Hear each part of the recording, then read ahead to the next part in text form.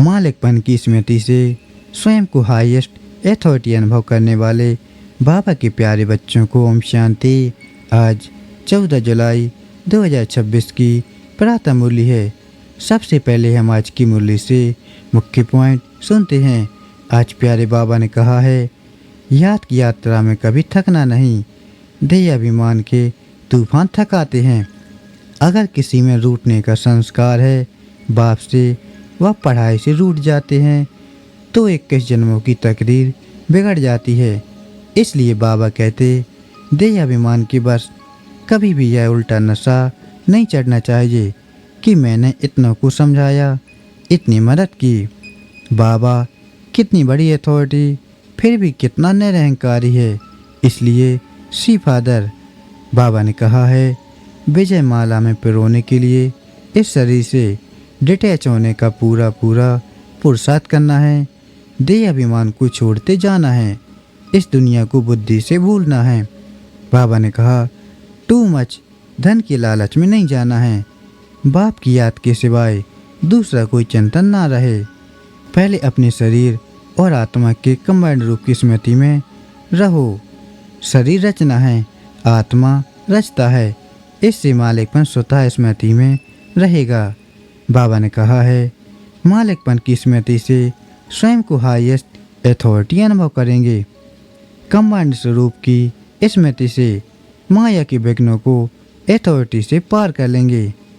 बाबा ने कहा, विस्तार को सेकंड में समाकर ज्ञान की सार का अनुभव करो और कराओ। पाप कटेश्वर वह पाप हानि तब बन सकते हो जब याद ज्वाला स्वरूप होगी। इसी याद द्वारा अनेक आत्माओं की निर्बलता दूर होगी। इसके लिए हर सेकंड, हर श्वास बाप और आप कंबाइंड होकर रहो। बाबा ने कहा है, कोई भी समय याद साधारण याद ना हो। स्नेह और शक्ति दोनों रूप कंबाइंड हो। अब परमात्मा के अनमोल महावाक्यों को विस्तार से सुनते हैं। ओम शांति। आज 14 जुलाई 2026 की प्रातः मुरली है। आज प्यारे बाबा ने कहा है, मीठे बच्चे, याद की यात्रा में कभी थकना नहीं। देह अभिमान के तूफान थकाते हैं। देही अभिमानी बनो तो थक दूर हो जाएगा। आज का प्रश्न है, कौन सा संस्कार 21 जन्मों की श्रेष्ठ तकदीर को बिगाड़ने वाला है? उत्तर में बाबा ने कहा, अगर किसी में रूठने का संस्कार है, बाप से वह पढ़ाई से रूठ जाते हैं, तो 21 जन्मों की तकदीर बिगड़ जाती है। इसलिए बाबा कहते, मीठे बच्चे, देह अभिमान के बस कभी भी यह उल्टा नशा नहीं चढ़ना चाहिए कि मैंने इतनों को समझाया, इतनी मदद की। देखो बाबा कितनी बड़ी अथॉरिटी, फिर भी कितना निरहंकारी है। इसलिए सी फादर। आज का गीत है, रात के राही थक मत जाना। ओम शांति। मीठे मीठे सी की लदी बच्चों ने गीत सुना और जो योग युक्त सर्व सिविल बच्चे हैं वह इसका अर्थ झट समझ लेते हैं। हम रात की राही अर्थात ब्राह्मणों की अब रात पूरी हुई है। भक्ति मार्ग को रात कहा जाता है। आधा कल्प रात का पूरा होता है। हत का भी दिन और रात है। यह फिर ब्राह्मणों का आधा कल्प दिन और आधा कल्प रात होती है। इस समय जबकि बाप आते हैं तो अंधियारा है। प्रभात होने का पहला पूर है। सवेरा हो रहा है। बच्चे जानते हैं, जब बाप कहते हैं, मीठे मीठे बच्चे, याद की यात्रा में थक नहीं जाना। जैसे जिस्मानी यात्रा होती है, आगे पैदल जाते थे, बहुत धीरे धीरे, बीच बीच में मंजिल बनी रहती है। मालूम रहता है हमको फलानी मंजिल पर ठहरना है। आगे बहुत श्रद्धा से पैदल जाते थे, उसमें बड़ी मेहनत है। अब यह तो बहुत सहज है। इसको कहा जाता है सहज याद व योग। सिर्फ बाप को याद करना है। थकने का मतलब ही है देह अभिमानी बनना। हाँ, इसमें कोई शक नहीं। माया के विघ्न पड़ेंगे, परंतु इसमें थक नहीं जाना है। थक जाने से देह अभिमान आ जाता है। बाप कहते, बच्चे, शरीर निर्वाह के लिए काम तो करना है, उसके लिए छुट्टी है। 8 घंटा शरीर निर्वाह है, 8 घंटा आराम, बाकी 8 घंटा इसमें दो। अभी तो पूरा 8 घंटा कोई देते नहीं, अंत में 8 घंटा तक रहेंगे। चार्ट को बढ़ाते रहो। यहाँ जब आकर बैठते हो तो याद दिलाई जाती है जिसको तुम निष्ठा कहते हो। बाबा की याद में आकर बैठते हो। इसका मतलब यह नहीं कि सिर्फ यहाँ आकर याद में बैठना है। ऐसे बहुत हैं समझते हैं 5-10 मिनट योग करके उठें, परंतु बाप तो कहते हैं धंधा धूरी करते कहाँ आते जाते हो तो भी तुम योग में रहो। कहाँ गंगा स्नान आदि करने जाते हैं तो राम राम जपते हैं ना। यहाँ तुमको कुछ समझना नहीं है, सिर्फ बाप को याद करना है। यह बाप बच्चों से ही बात कर रहे हैं। तुम्हारा कल्याण ही है याद की यात्रा में। इसमें थकना नहीं है। इसमें तूफान बहुत आएंगे। तूफान कोई मिट्टी आदि के नहीं। माया के तूफान आने से बुद्धि का योग टूट जाता है। फिर देह अभिमान में आने से धंधाधूरी बच्चे याद आ जाते हैं। बाप कहते हैं अब तो यह धंधाधूरी आदि सब खलास हो जाने हैं। तुम्हारे बच्चे बारिश बनने ही नहीं हैं, सब खत्म हो जाने हैं। अभी तो बारिश बेहद के बाप के खड़े हैं। हद का वैसा मुर्दाबाद होना है। साहूकार लोग समझते हैं अब बच्चा बड़ा होगा, शादी करेगा, फिर यह होगा। बाप कहते हैं अभी इतना टाइम नहीं है, इसलिए दुनिया से बिल्कुल मोह हटा दो। यह तो कब्रिस्तान है। धंधाधूरी बच्चों आदि के चिंतन में मरेंगे तो मुफ्त अपनी बर्बादी कर देंगे। शिव बाबा को याद करेंगे तो आबादी बहुत होगी। देह अभिमान में आने से बर्बादी होती है, देही अभिमानी बनने में आबादी होती है। जितना याद करेंगे उतना भविष्य 21 जन्म वर्षा पाएंगे। याद नहीं करेंगे तो बहुत घाटा पड़ जाएगा, वह फिर कल्प कल्पांतर के लिए हो जाएगा। इतनी बड़ी घाटे की बात है, ख्याल करना चाहिए हम पूरा वर्षा कैसे पाएं। धन की भी बहुत लालच नहीं रखनी चाहिए, टू मच में नहीं जाना चाहिए। कोई देवाला मारते हैं तो बहुत फिक्रात हो जाती है। शिव बाबा को बहुत भूल जाते हैं, फिर दोष रखते हैं कि ज्ञान में आए हैं तब देवाला मारा है, बीमार हो पड़े हैं। यह कभी नहीं समझना चाहिए। बीमारी आदि होती है, यह तो कर्म भोग है। अच्छा है, विकर्म विनाश हो जाएंगे। धर्मराज के डंडे खाने से तो बीमारी अच्छी है ना। कर्म भोग चुक तो करना है। यह तो महारोगी शरीर है, कितनी संभाल की जाती है। चलते चलते खड़े हो जाते हैं, हार्ट फेल हो जाते हैं। ऐसी पुरानी दुनिया को तो बुद्धि से एकदम भूल जाना चाहिए। बच्चे देखते हैं बाप नया घर बना रहे हैं तो पुराने से एकदम दिल हट जाती है। कहते हैं बाबा जल्दी से मकान बनाओ, पुराने मकान में तकलीफ बहुत है। तुम भी जानते हो यह पुरानी दुनिया तो बहुत गंदी है। तुम्हारा यह है बेहद का संन्यास। वह संन्यास करते हैं घर बार का, उसको हद का संन्यास कहा जाता है। तुम संन्यास करते हो बेकारों का। बाप कहते हैं देह सहित देह के जो भी तुम्हारे संबंध है सबको तोड़ माँ में कम याद करो। यह दुनिया जो इन आँखों से देखते हो इनको भूल जाओ। अभी तुम्हारी बुद्धि जानती है हम स्वर्ग की राजधानी के लिए पुरुषार्थ कर रहे हैं। ज्ञान का तीसरा नेत्र मिला है। यह सब कब्रिस्तान हो जाना है, इससे प्यार नहीं रखना है। आजकल मनुष्यों के पास पैसे बहुत हैं तो बेकार भी तेज हो गए हैं। काम बेकार कितना तेज है, काम बगैर रह नहीं सकते। 4-5 वर्ष पवित्र रहे, फिर लिखते हैं बाबा आज इनको भूत लगा, काला मुँह कर दिया। कितना धक्का खाया, एकदम 5 मार मंजिल से गिरे। पहले पहले है दे अभिमान, ऊपर से गिरा, ठक, पुर्जा पुर्जा हो गया। खलास, हड़गुड़ बिल्कुल ही टूट जाते हैं। फिर पुरुषार्थ करने में टाइम लगता है। यह है सबसे बड़ी चोट। इसलिए बाबा कहते हैं काम महाशत्रु है।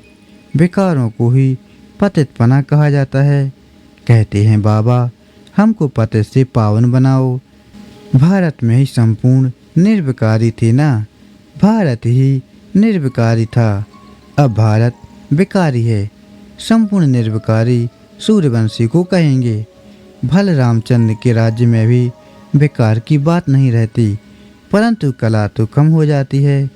1250 वर्ष कम हो गए तो वह दुनिया की ताकत तो कम हुई ना। इसलिए उनको सतो प्रधान फिर सतो कहा जाता है। तुम चाहते हो हम मम्मा बाबा को फॉलो कर सूर्यवंशी महाराजा महारानी बने। इसमें तकलीफ व खर्च आदि की तो बात ही नहीं है। इसमें मुख से कुछ बोलना भी नहीं है, सिर्फ याद करना है। इसको ही सहज योग कहा जाता है। इसमें बड़ी मेहनत चाहिए। बाबा के आगे तो सब महारथी हैं। इसमें योग पूरा चाहिए, तब कुछ तीर लगे। योग बल है ना, योग की बहुत कमी है। विघ्न भी योग में बहुत पड़ते हैं। बेहद का बाप मीठे मीठे बच्चों को बैठ समझाते हैं। बच्चे बाप से व पढ़ाई से कभी रूठना नहीं। रूठेंगे तो 21 जन्म तक देर से रूठेंगे। बड़े अच्छे अच्छे बच्चे भी रूठ पड़ते हैं। नशा चढ़ जाता है देह अभिमान का। मैंने इतना को समझाया है। देह अहंकार आने से गिर पड़ते हैं। इसमें अहंकार नहीं आना चाहिए। शिव बाबा को कोई अहंकार है? कितना निरहंकारी है और है कितनी बड़ी अथॉरिटी। कहते भी हैं मैं साधारण तन में साधारण घर में आता हूँ। साहूकार के घर में थोड़े ही आता हूँ। तो वह बच्चों को जागना है। बाबा युक्तियाँ तो बड़ी अच्छी बतलाते रहते हैं। तुम बच्चों की ही देरी है। ड्रामा अनुसार अर्जुन अवस्थाएं जोर नहीं भरी हैं, आगे चल जोर भरेंगी। हम गवर्नमेंट को इतला करते हैं कि इतने इतने वर्षों में स्वर्ग की स्थापना हो जाएगी। यह अखबार आदि में मनुष्य पढ़ेंगे तो आकर तुमसे पूछेंगे थोड़े वर्ष के अंदर स्थापना होगी तो विनाश भी जरूर होगा। ढेर आएंगे। यह प्रॉपर्टी आदि थोड़े समय के लिए है। इस प्रॉपर्टी को तुम कोई प्रॉपर्टी थोड़े ही समझते हो। तुम जानते हो यह तो थोड़े रोज के लिए है। यह मकान आदि रहने के लिए बनाए हैं, क्योंकि मधुबन में बहुत बच्चे आते हैं रिफ्रेश होने के लिए। हेड ऑफिस मधुबन है। आज तुम क्या करते हो, कल क्या करेंगे? यह तपस्या करते हो, फिर दिल्ली वृंदावन आदि में जाकर राज्य करेंगे। हमारा यादगार कैसे खड़ा है, यह अच्छी रीति दिखाना है। जो काम हम अभी कर रहे हैं 5-4 वर्ष पहले भी किया था। पहले पहले शिव बाबा के मंदिर बनाते हैं, बाकी देलवाड़ा मंदिर आदि तो बाद में बने हैं। बुद्धि से काम लेना होता है। देलवाड़ा मंदिर का भी हिसाब निकाला जाए तो निकल सकता है। पूरा हमारा यादगार है। तुम जानते हो यह स्थापना का यादगार है। तुम मीठे मीठे बच्चों को बहुत खुशी होनी चाहिए। यह सब सर्विस बढ़ाने की युक्तियाँ निकालनी हैं। राम गयो रावण गयो। जिसका बहु परिवार है, रावण का देखो कितना बड़ा परिवार है, राम का कितना छोटा परिवार है। गायन राइट है, परंतु कोई समझ नहीं सकते हैं। बाप बैठ समझाते हैं तो भी निश्चय नहीं बैठता है। शरीर निर्वाह ऐत भी कर्म तुमको जरूर करना है। हाँ, जो सर्व सिविल बच्चे हैं पांडव, वह तो गवर्नमेंट से पालना ले सकते हैं। उनकी सारी संभाल हमको करनी पड़े। अवस्था बच्चों की ऐसी होनी चाहिए। बाबा की याद में इस दुनिया का सब कुछ भुलाना है। याद की यात्रा में जो पक्का मस्त रहेगा, उनकी अवस्था भी बहुत मजबूत होगी। जैसे किसी बाबा की याद में रहे तुम शरीर छोड़ते हो। सन्यासी ब्रह्म की याद में शरीर छोड़ते हैं। तो भी वायुमंडल में बिल्कुल सन्नाटा हो जाता है। बाबा को अनुभव है, मनुष्य मरते हैं तो घर में सन्नाटा हो जाता है ना, इसमें भी ऐसे होता है। पिछाड़ी में जैसे कि सब कुछ भूल जाते हैं। अब हमको वापस घर जाना है। देह अभिमान छूटता जाता है। पिछाड़ी में शरीर खुशी से छोड़ना चाहिए, हर्षोन्मुख। बस हम कहाँ जा रहे हैं? ऐसी अवस्था जब होगी तब विजय माला में पिरोने लायक बनेंगे। तुम्हारे में शांति की करंट है। कोई भी आते हैं तो कहते हैं यहाँ शांति बहुत है। यह है रियल शांति। आत्मा शरीर से डिटैच हो जाती है। तुम जानते हो हम आत्मा शांत स्वरूप हैं। हम अपने स्वधर्म में बैठ जाते हैं। कर्म के बिना तो कोई मनुष्य रह नहीं सकते। वो लोग हठ योग से क्या क्या नहीं करते हैं, तुम अब समझते हो। हमारा स्वधर्म ही शांति है। यहाँ हम आए हैं पायट बजाने। अब वापस घर जाना है। बाप कहते हैं मुझे याद करो और घर को भी याद करो। बाप को याद करने से वर्षा मिलेगा। बाप कहते हैं मुझे भी घर में याद करो। यहाँ तो मैं टेम्परेरी आता हूँ। तुम्हारी बुद्धि शांति धाम में टिकनी चाहिए। बाबा की याद में घर का भी वर्षा लेना है ना। वह है आत्माओं का घर। यह है जीवात्माओं का घर। अपने घर को भी नहीं भूलो, बाप को भी नहीं भूलो। बाप को याद करने से ही पवित्र बन घर चले जाएंगे। ज्ञान को धारण करने से फिर राजाई करने आएंगे नई दुनिया में। जितना हो सके औरों को रास्ता बताते जाओ। Always see father. तुम जानते हो बाप ने क्या किया? सब कुछ माताओं को दे दिया। उसने ही डायरेक्शन दिया कि सब कुछ माताओं की सर्विस में लगाओ। एक को देख दूसरों ने फॉलो किया, स्वाहा हो गए। परंतु फिर जब टिक भी सके ना, ड्रामा अनुसार भट्टी भी बननी थी। पाकिस्तान हिंदुस्तान हुआ। तुम्हारी भट्टी पहले शुरू ही हुई पाकिस्तान में। तुमने नदी को क्रॉस किया। शास्त्रों में तो क्या क्या बातें लिखी दी हैं, प्रैक्टिकल में तो अब तुम सुनते हो ना। फिर कल्प बाद तुम ही सुनेंगे। अब बाप कहते हैं हियर नो इविल। धंधा आदि भल करो परंतु हियर नो इविल। बाप कहते हैं हर बात में सी मत लो। बाबा इस हालत में हम क्या करें? तो बाबा सब बता देंगे। कोई भी बात पूछनी हो तो तुम बाबा के पास आओ। तुम डरते क्यों हो? कदम कदम पर पूछना है। सीमत पर चलने से कदम कदम में पदम है। तुम्हारा सेकंड बाय सेकंड जो पास होता है उसमें पदम है। तो कितनी कमाई हो रही है। अच्छा, मीठे मीठे सिकिलदे बच्चों प्रति माता पिता बाप दादा का याद प्यार और गुड मॉर्निंग। रूहानी बाप की रूहानी बच्चों को नमस्ते। हम रूहानी बच्चों की रूहानी माता पिता बाप दादा को याद प्यार गुड मॉर्निंग और नमस्ते। शुक्रिया बाबा, आपका पद्म पद्म गुना शुक्रिया। आज धारणा के लिए मुख्य सार है। पहला है विजय माला में पिरोने के लिए इस शरीर से डिटैच होने का पूरा पूरा पुरुषार्थ करना है। देह अभिमान को छोड़ते जाना है। इस दुनिया को बुद्धि से भूलना है। दूसरा है टू मच धन की लालच में नहीं जाना है। बाप की याद के सिवाय दूसरा कोई चिंतन ना रहे। कभी भी बाप से व पढ़ाई से रूठना नहीं है। आज का दिव्य वरदान है मालिकपन की स्मृति द्वारा हाईएस्ट अथॉरिटी का अनुभव करने वाले कमांड स्वरूपधारी भव। पहले अपने शरीर और आत्मा के कंबाइंड रूप को स्मृति में रखो। शरीर रचना है, आत्मा रचता है। इससे मालिकपन स्वतः स्मृति में रहेगा। मालिकपन की स्मृति से स्वयं को हाईएस्ट अथॉरिटी अनुभव करेंगे। शरीर को चलाने वाले होंगे। दूसरा, बाप और बच्चा सब शक्ति के कमांड स्वरूप की स्मृति से माया के विघ्नों को अथॉरिटी से पार कर लेंगे। आज का स्लोगन है विस्तार को सेकंड में समाकर ज्ञान की सार का अनुभव करो और कराओ। आज के लिए प्यारे बाबा का अव्यक्त इशारा है ज्वाला स्वरूप स्थिति में रह शक्तिशाली याद का अनुभव करो।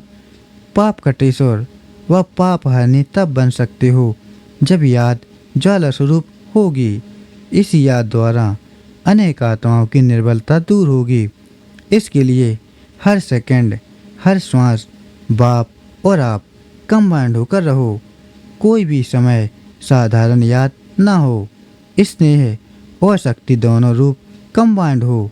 अच्छा, ओम शांति। शुक्रिया बाबा। ओम शांति।